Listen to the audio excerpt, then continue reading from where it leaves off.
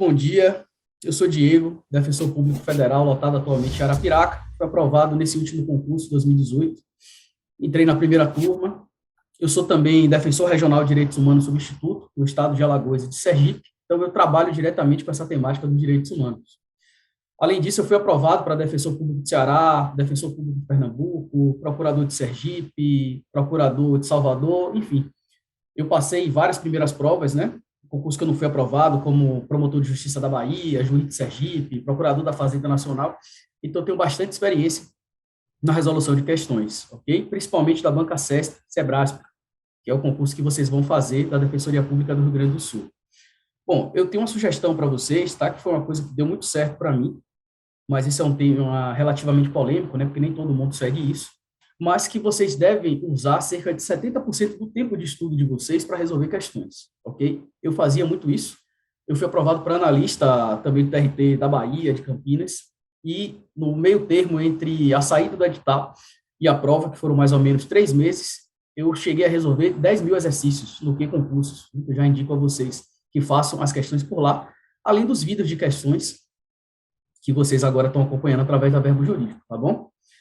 Bom, o ideal é que vocês resolvam no primeiro momento, principalmente questões do SEBRASP, tá? Porque cada banca tem uma forma específica de abordar o conteúdo, e o ideal é que vocês resolvam a questão primeiro do SEBRASP. Caso termine, né, o filtro acabe, enfim, aí vocês podem ir para a FCC, etc., mas o ideal é que se restringam, de fato, nesse primeiro momento, ao SEBRASP.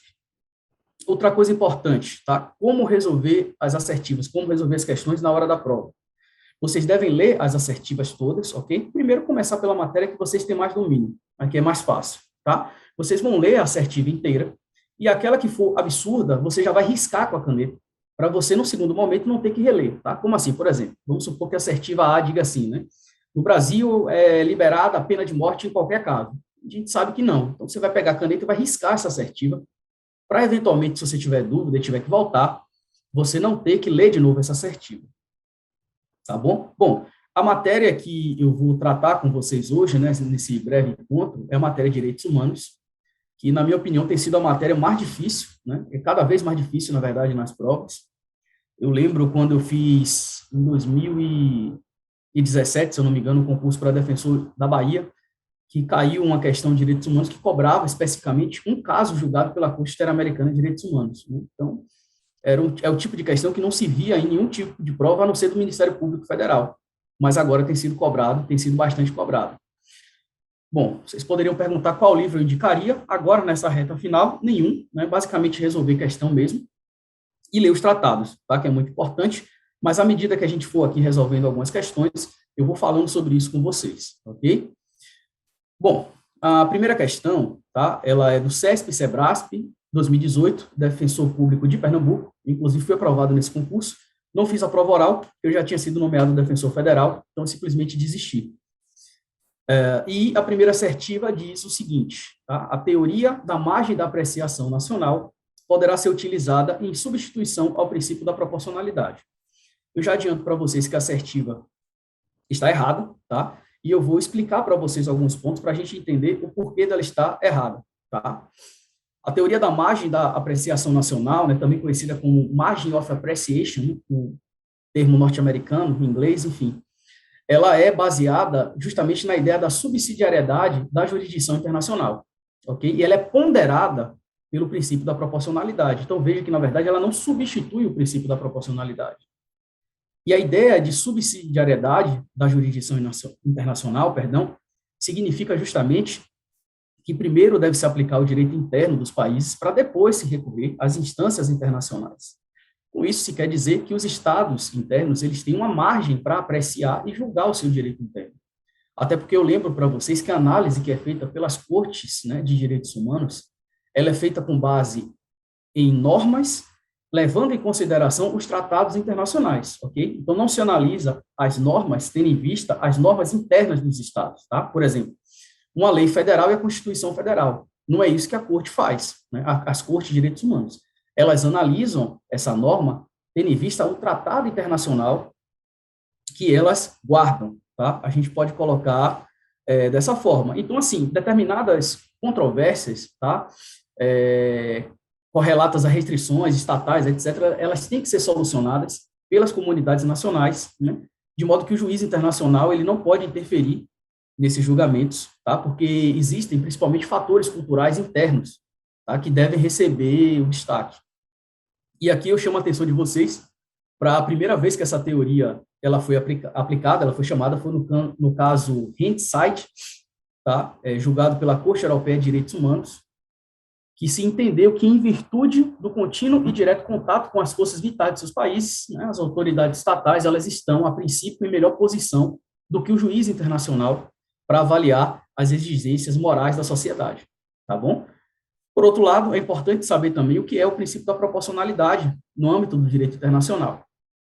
Que esse princípio, portanto, é um princípio básico também do direito internacional, tá? Não só do direito interno, segundo o qual um dos critérios da legalidade de uma ação, ele é determinado justamente pelo equilíbrio entre o objetivo dessa ação e os métodos e meios que são usados para alcançar, tá? Além das consequências da prática do ato.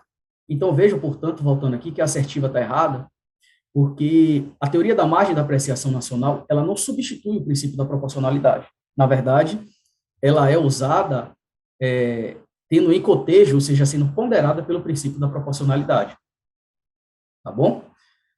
A segunda assertiva diz o seguinte: a aplicação dessa teoria exige uma decisão vinculante pelo Estado com base em uma menor capacidade decisória. Bom, esse item também está errado, justamente porque a ideia da teoria da margem da apreciação nacional é que o Estado tem justamente uma maior capacidade decisória, tá bom? E não uma menor capacidade decisória, como eu já havia dito para vocês. Dessa forma, as duas assertivas estão erradas, tá? E o gabarito correto é a letra D.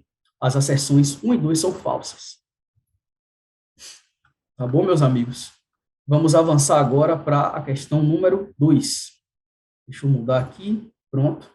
Né? Outra questão do SEBRASP, Defensoria de Pernambuco, 2018, que diz o seguinte: considerando, perdão, o entendimento do Supremo Tribunal Federal, STF, acerca dos tratados internacionais de direitos humanos, julgue os itens a seguir. 1. Os tratados e as convenções sobre direitos humanos aprovados em cada casa do Congresso, em 2 turnos, por 3/5 dos votos, são equivalentes às emendas constitucionais e não podem ser ulteriormente declarados inconstitucionais. Aqui eu já aviso para você que é comum no CESP, em qualquer prova de concurso, na verdade, trazer uma assertiva praticamente toda certa e no final trazer informação errada. A alternativa ela começa a ficar errada a partir do I, aqui, ó, onde eu estou com o mouse, e não podem ser ulteriormente declarados inconstitucionais. Por que está errado? A previsão constitucional ela está correta, prevista no artigo 5º, parágrafo 3º da Constituição, certo? Mas, assim como as emendas constitucionais, os tratados internacionais, eles também podem ser declarados inconstitucionais posteriormente, tá? Porque justamente eles são fruto do poder constituído. Então, é possível essa declaração de inconstitucionalidade. Tá bom, pessoal? Assertiva 2. O STF entende que a subscrição, pelo Brasil, do Pacto de São José da Costa Rica conduziu à inexistência de balizas a determinados comandos constitucionais, tendo, por isso, indicado a derrogação das normas legais definidoras da custódia de depositário infiel, tornando-se ilegal a sua prisão. Bom, o entendimento está correto, tá? Esse entendimento, de fato, do Supremo Tribunal Federal. Eu chamo a atenção para vocês que o Pacto São José da Costa Rica, também conhecido como a Convenção Americana de Direitos Humanos, ok? E que existe, inclusive, uma súmula vinculante do Supremo, a súmula vinculante 25, que diz justamente que é ilícita a prisão civil do depositário infiel, qualquer que seja a modalidade de depósito. E o entendimento do Supremo, né, discussões, na verdade, que levaram à criação dessa súmula, giraram, justamente no sentido de que, apesar da previsão constitucional, a normativa que agora trata do tema, que é justamente a CAD, a Convenção Americana de Direitos Humanos, ela torna inaplicável esse comando constitucional. Ok? Então, a assertiva está correta, a 2. A assertiva 3 diz o seguinte: tratados de direitos humanos firmados antes da emenda constitucional 45 de 2004 continuam a valer como normas infraconstitucionais e não poderão passar por um novo processo legislativo para alterar seu status no ordenamento jurídico. Bom, pessoal, é sabido, né, que, na verdade, as normas, os tratados de direitos humanos que ingressam no direito brasileiro através daquele rito do artigo 5º, parágrafo 3º, eles são equivalentes às normas constitucionais, ou seja, eles passam a compor o chamado bloco de constitucionalidade do direito brasileiro. Então, sua violação equivale a uma violação de uma norma constitucional.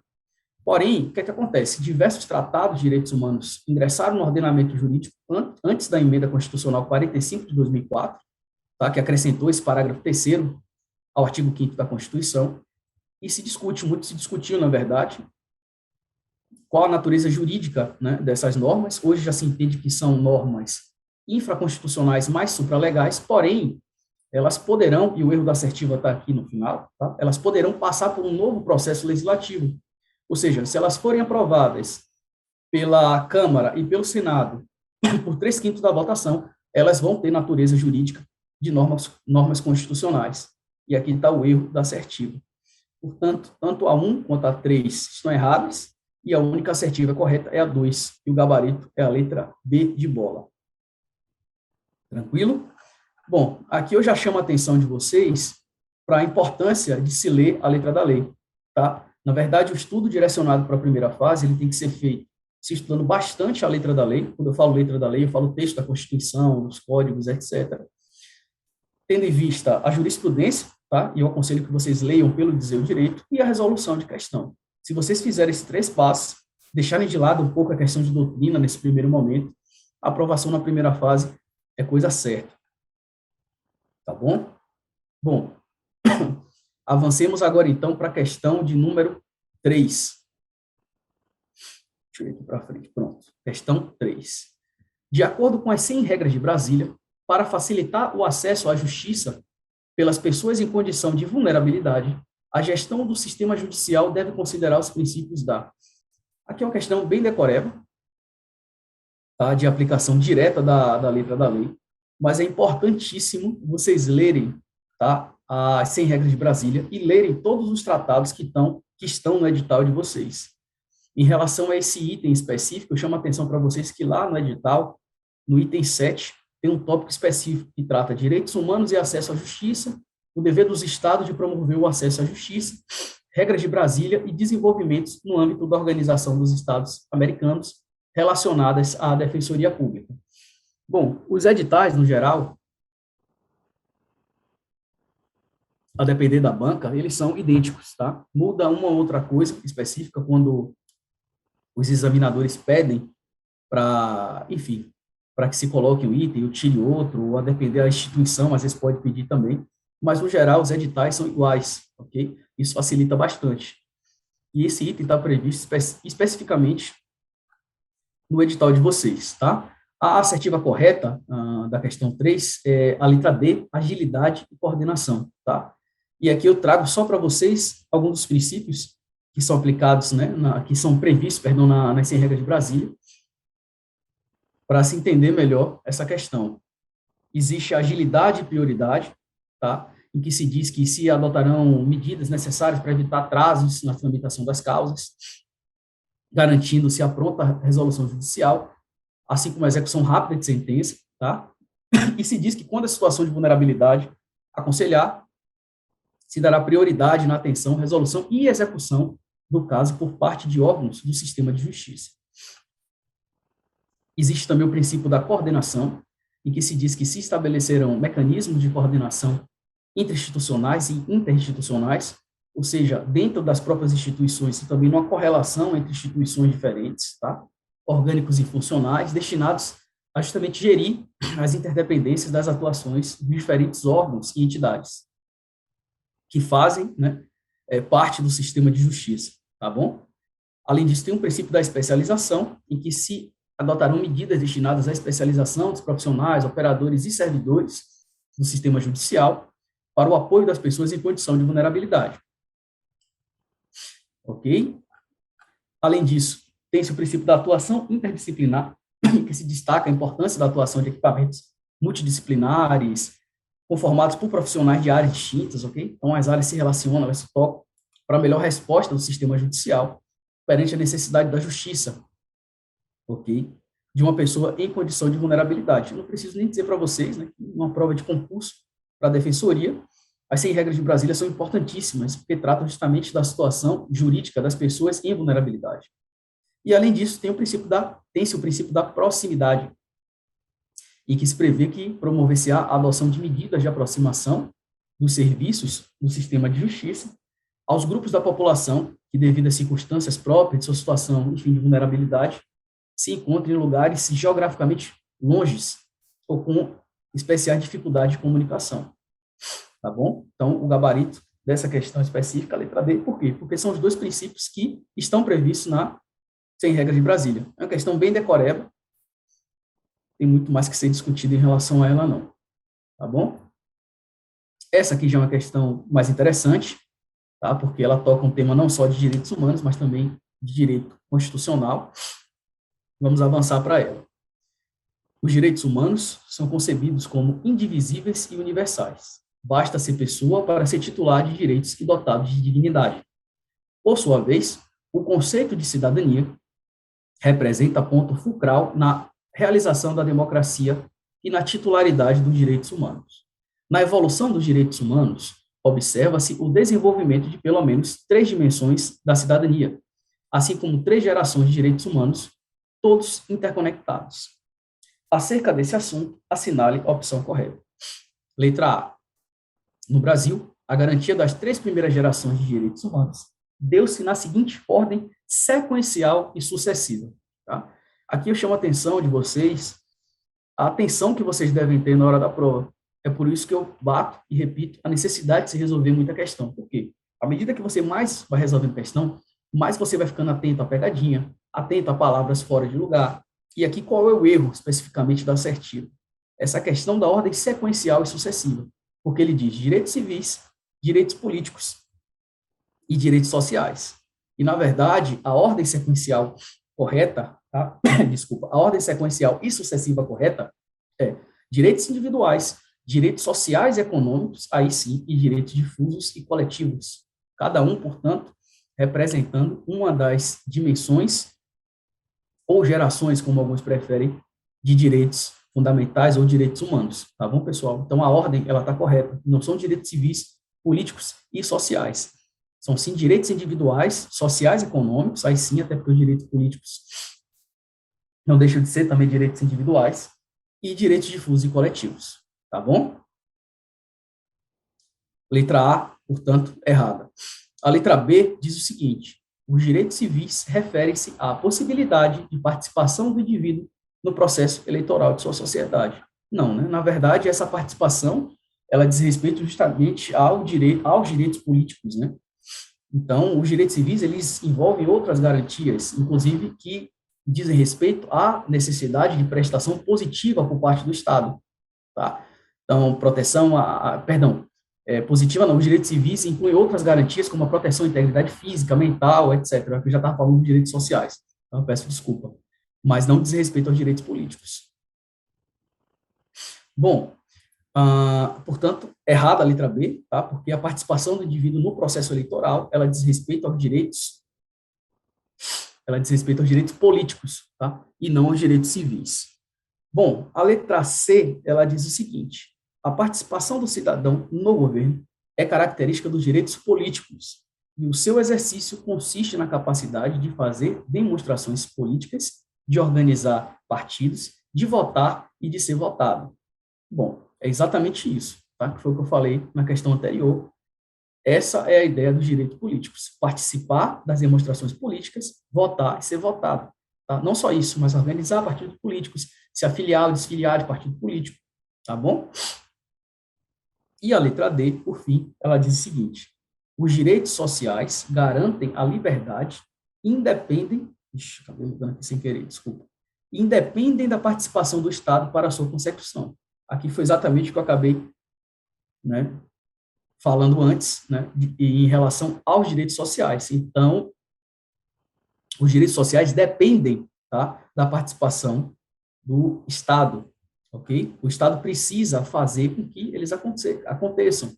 Daí a ideia do mínimo existencial, daí a ideia da prestação de serviço por Estado, e isso é um tema muito importante para a gente, para a Defensoria Pública, tá? Principalmente com esse novo Bolsa Família que vai ser criado, enfim, porque a ideia dos direitos sociais, eles não existem, os direitos sociais não existem desligados do Estado. Eles têm que necessariamente estar coordenados com a atuação estatal. Tá bom, pessoal? De modo que a assertiva D, desculpa de novo, ela também está errada.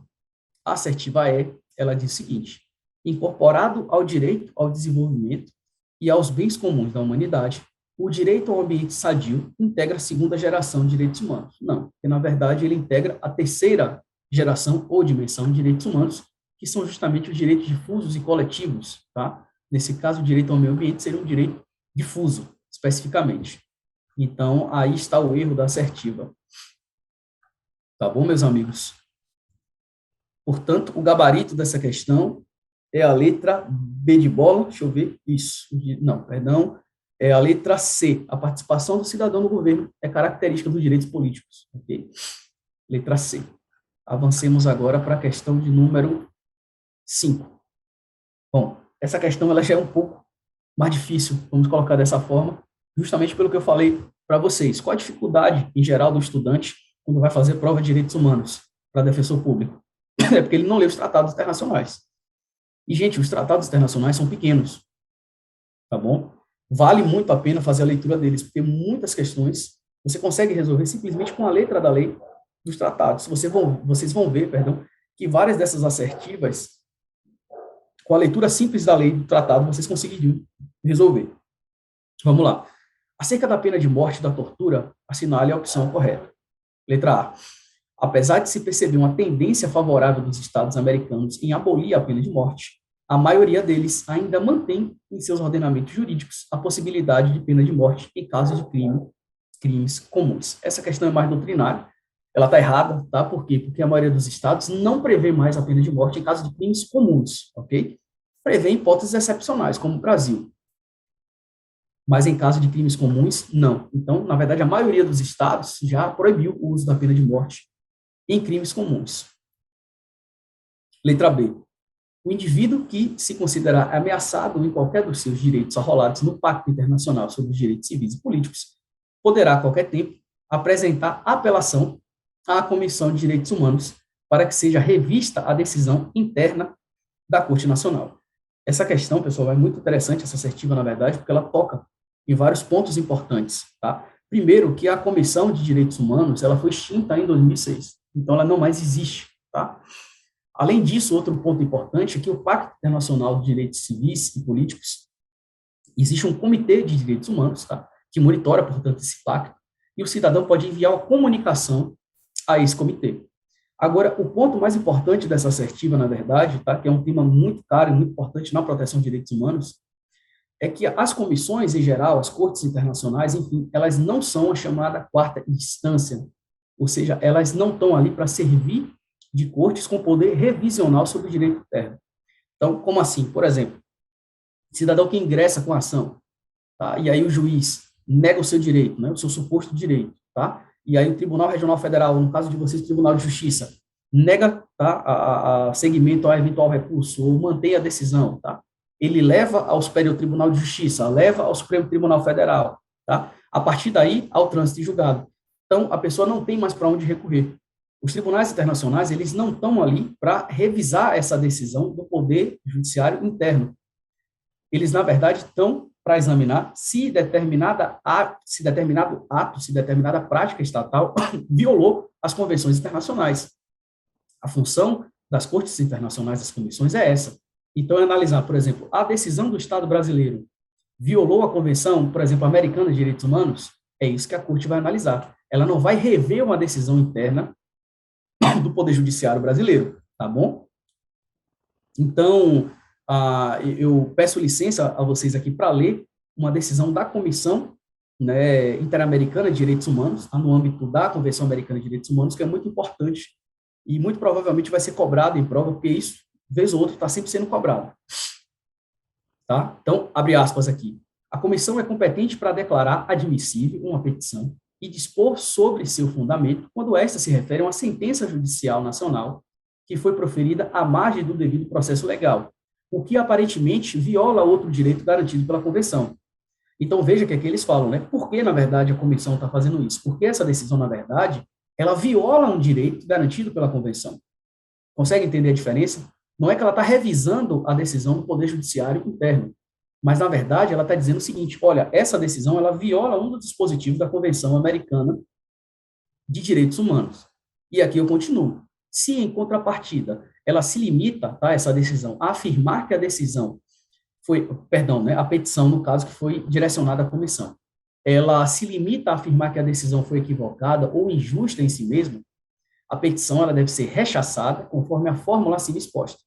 A função da comissão, portanto, ela consiste em garantir a observância das obrigações assumidas pelos Estados, partes da convenção, mas que não pode fazer-se de um tribunal de alçada, tá? Ou seja, um tribunal de revisão, de apelação, para examinar supostos erros de direito ou de fato que possam ter cometido os tribunais nacionais que tenham atuado dentro dos limites de sua competência.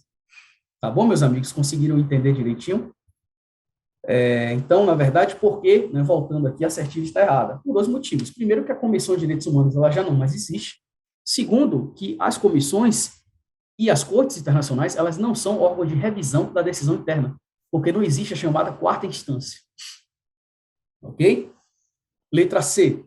O segundo protocolo facultativo ao Pacto Internacional dos Direitos Civis e Políticos, tá, com vistas à abolição da pena de morte, prevê reserva à aplicação da pena de morte em tempo de guerra, em virtude de condenação por infração penal de natureza militar de gravidade extrema. Está correta por quê? Simplesmente a aplicação do texto da lei, como eu falei para vocês, no caso específico do texto do tratado, é exatamente isso que prevê o protocolo facultativo, tá, que foi inclusive internalizado ao direito pelo Estado brasileiro, que se diz mais ou menos que não é admitida qualquer reserva ao protocolo, a não ser a reserva formulada no momento em que foi ratificado o tratado, tá, e que preveja a aplicação da pena de morte em tempo de guerra, em virtude de condenação por infração penal de natureza militar de gravidade extrema. É esse o texto que prevê a convenção, cometido em tempo de guerra. Tá bom? Então, ela está certinha, e mais uma vez eu peço aqui a vocês, por favor, leiam os tratados internacionais de direitos humanos que estão previstos no edital. Tá bom? A letra D, tá? A pena de morte para crimes comuns tornou-se proibida no Brasil somente a partir da Constituição de 46, que instituiu a proibição das penas de morte, de banimento, de confisco de caráter perpétuo. Essa, para mim, é a assertiva mais difícil, tá? Porque, na verdade, não foi a Constituição de 46 que extinguiu a pena de morte para crimes comuns, tá? Foi a Constituição de 1889. Mas, enfim, se a pessoa tivesse, né, questão objetiva, prova objetiva, tem muito isso. Se você tem uma ideia maior de que a assertiva C, por exemplo, ela está certa, você não marcaria a D, tá bom? Mas é uma questão de fato difícil e está errada, porque a Constituição primeira a tornar proibida, tá, a pena de morte para crimes comuns, no caso especificamente, porque a gente tem previsão ainda de pena de morte, né, foi a Constituição de 1889. Tá bom, meus amigos?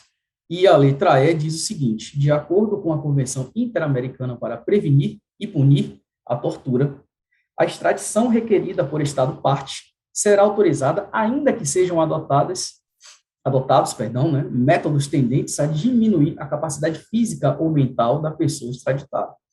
Bom, tá errado porque, assim, é bem senso comum, né, apesar de que se você tivesse lido a Convenção, você veria que, de fato, está errado. Por quê?